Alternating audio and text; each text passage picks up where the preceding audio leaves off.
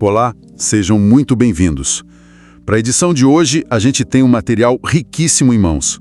São reportagens investigativas do The Guardian, do portal Desmog, e também relatos de ativistas que estavam, assim, no olho do furacão em Belém, durante a COP30. Nossa missão aqui é entender a batalha que aconteceu bem longe das câmeras, sabe? Longe dos discursos oficiais. Foi a batalha pelas ruas, pela voz e, no fim, pelo futuro da Amazônia. E a imagem que surge dessas fontes é a de um evento com duas realidades completamente opostas. É uma ótima forma de colocar. De um lado, a gente tinha o evento oficial da ONU, a chamada Zona Azul. Certo. Ali estavam os diplomatas, as negociações a portas fechadas, aquela linguagem técnica, né, muitas vezes impenetrável. Sim. Do outro lado, do lado de fora, as ruas de Belém pulsavam com uma energia completamente diferente. Do local, né? Belém, no coração da Amazônia. E isso deu um peso simbólico gigantesco para tudo. Imenso. Foi a COP com a maior delegação indígena da história. E vale lembrar um detalhe que as fontes ressaltam bastante. Qual? Foi a primeira vez em anos que a sociedade civil pôde protestar abertamente. As COPs anteriores foram em lugares como Egito, Emirados Árabes. Onde a manifestação é proibida, basicamente. Exato. Na prática, é proibida. Belém trouxe o debate de volta para o campo da democracia real, sabe? E essa democracia se fez ouvir, literalmente. A Marcha Global pelo Clima, as reportagens descrevem como algo, assim, monumental. Mais de 70 mil pessoas. 70 mil. E tinha um lema que ecoava o tempo todo. A resposta somos nós. O que essa frase que parece tão simples significa de verdade nesse contexto? Olha, ela resume uma desilusão muito profunda com o processo oficial. Entendi. A ideia de que a resposta somos nós é uma declaração de autonomia.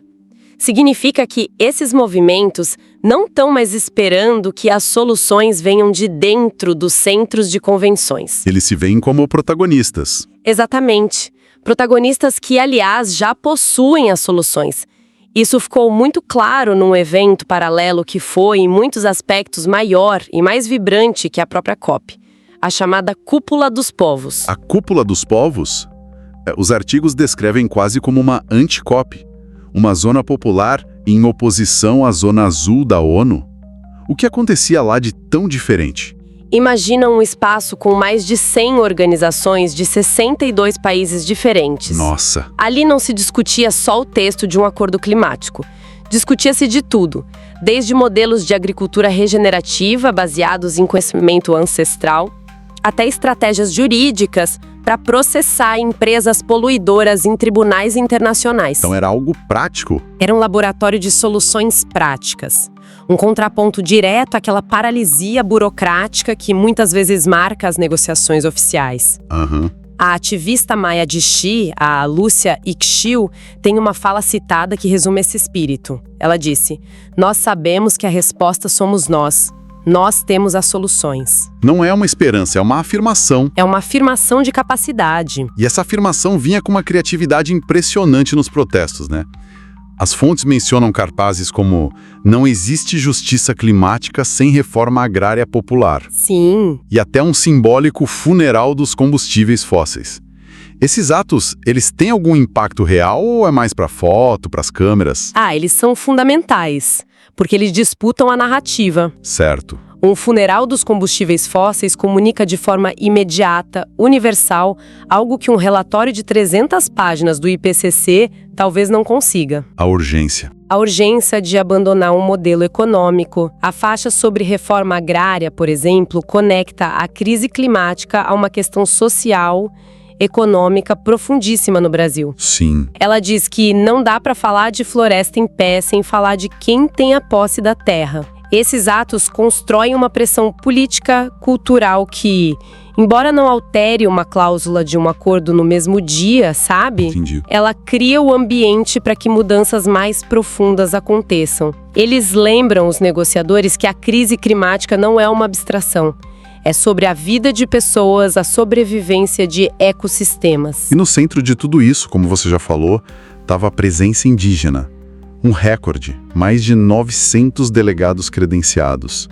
E as fontes deixam muito claro que eles não estavam lá só para compor o cenário. De forma alguma.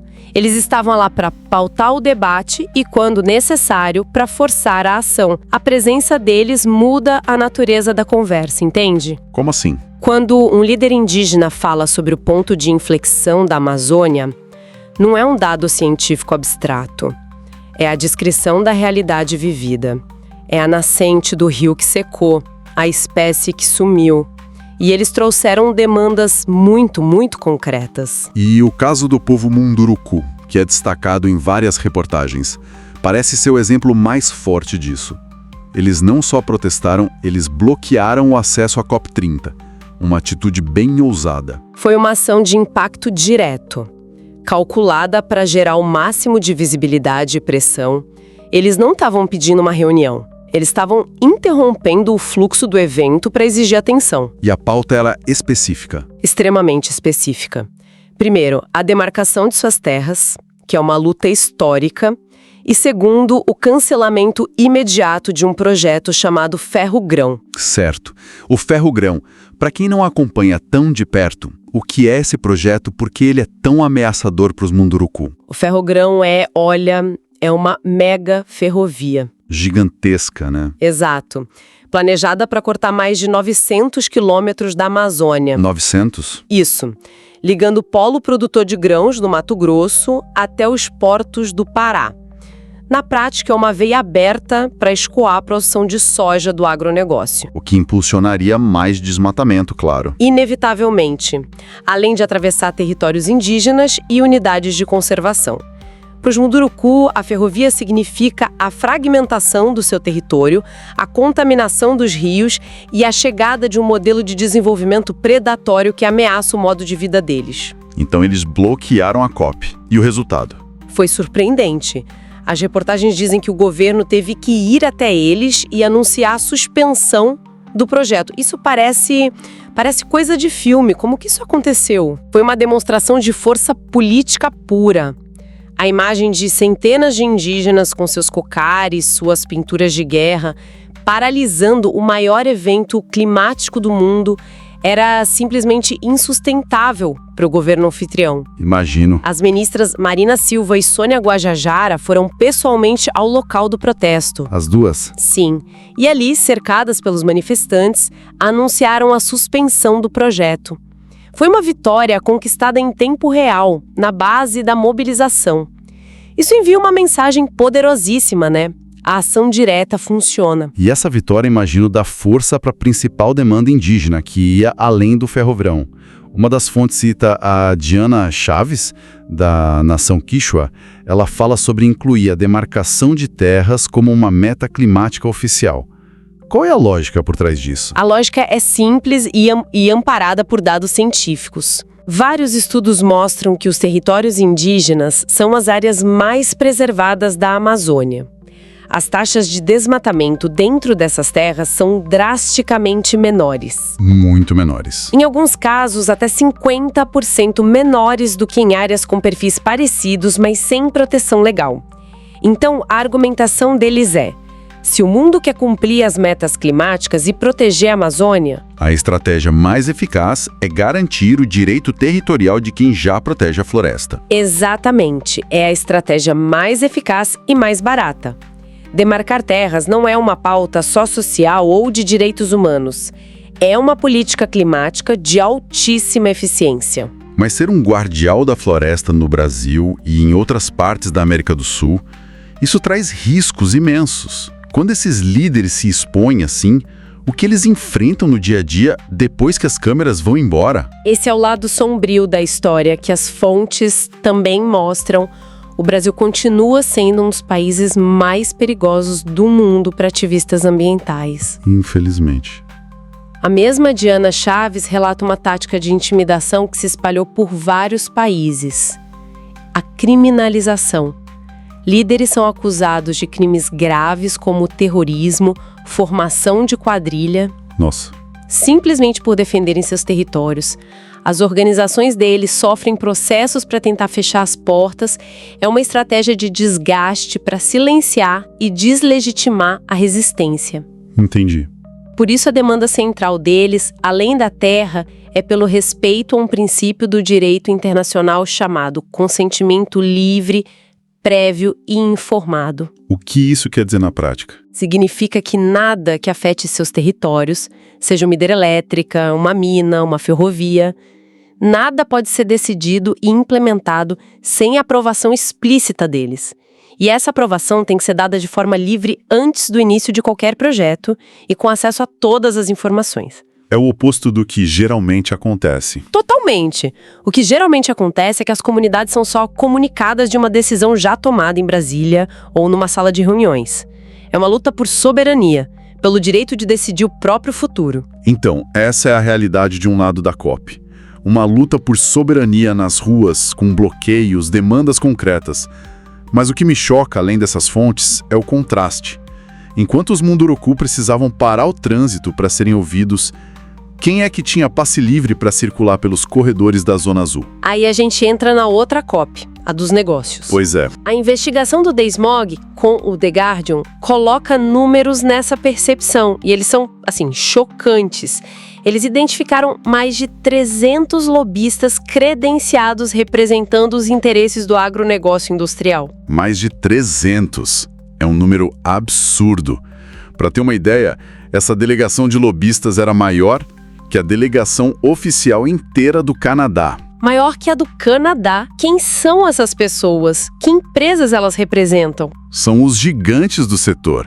A investigação detalha 72 delegados representando a indústria global de carne e laticínios. 72. A JBS é a maior processadora de carnes do mundo, cujas emissões são comparáveis às de países inteiros. Sim. Enviou 8 lobistas, incluindo o CEO global. Tinha também 60 lobistas da indústria de agrotóxicos e fertilizantes sintéticos. A gigante alemã Bayer, sozinha, tinha 19 representantes credenciados. Espera um pouco. Um lobista da Bayer ou da JBS, o que exatamente ele faz numa conferência do clima? Obviamente não está lá para defender o meio ambiente. Qual é o objetivo? O objetivo é influenciar as regras do jogo por dentro. Eles participam de painéis, conversam com delegações de países, monitoram as negociações sobre temas que afetam os seus negócios. Por exemplo, quando se discute metas de redução de emissões da agricultura. Tá, eles estão lá para enfraquecer o acordo. Exato. A presença deles serve para enfraquecer a linguagem, para inserir brechas, para adiar prazos. Eles defendem a tal da agricultura climaticamente inteligente, que na prática, muitas vezes, é só manter o mesmo modelo insustentável com um verniz verde. É uma influência que não aparece na manchete. Sutil, mas que pode esvaziar um acordo por dentro. Então, os principais responsáveis por uma fatia enorme do problema, do desmatamento, das emissões, estão lá, na verdade, com crachás VIP moldando a suposta solução. Precisamente, o agronegócio é responsável por até 1/3 das emissões globais. E na Amazônia é o principal motor do desmatamento, seja pela pecuária ou pelo avanço da soja para a ração animal. Dessas corporações dentro da negociação é, no mínimo, um conflito de interesses colossal. Colossal. O escritor Raj Patel é citado numa das fontes com uma analogia que é brutal, mas muito precisa. E qual é? Ele diz: o que acontece em Belém não é uma conferência climática, mas uma negociação de reféns sobre o futuro do planeta, onde aqueles que seguram os detonadores estão sentados à mesa como se fossem mediadores honestos. Nossa, que imagem forte. É fortíssima, mas captura a essência do sentimento dos ativistas. E o mais grave, segundo a investigação, é que muitos desses lobistas nem estavam registrados como representantes das suas empresas. Como eles entram? Esse é um dos pontos mais críticos. Muitos conseguem credenciais como parte de delegações oficiais de países. Especialmente aqueles com forte influência do agronegócio. Outros vêm por meio de associações industriais que têm status de observador na ONU. Isso dá a eles um acesso privilegiado, um passe livre para os espaços onde os textos dos acordos são negociados. Onde os indígenas nunca conseguem entrar. Jamais. É a definição da captura corporativa do sistema. Então, quando a gente junta as peças, a COP30 em Belém expôs um conflito muito claro. De um lado, os guardiões da floresta, com soluções baseadas na vida, na demarcação, no conhecimento tradicional. E do outro, o poder corporativo, focado no lucro que vem da destruição, usando sua influência para manter tudo como está. Exato. E a grande contradição, talvez a mais dolorosa para os movimentos, foi ver isso acontecer sob a chancela do próprio governo anfitrião, o Brasil. Sim. Uma das reportagens destaca essa esquizofrenia. Ao mesmo tempo que o país sediava a cúpula e defendia a Amazônia nos discursos, agências do governo aprovavam novos projetos de exploração de petróleo e gás. Alguns deles bem perto da foz do rio Amazonas. Perigosamente perto. Essa contradição mostra a complexidade do cenário, né? Não é uma batalha simples entre o bem e o mal. De forma alguma. Mostra que a pressão da sociedade civil, como a que a gente viu em Belém, não pode ser um evento isolado. As frentes, da econômica, à política, a mensagem que Belém parece ter deixado e que as fontes ecoam é que não dá mais para separar as coisas.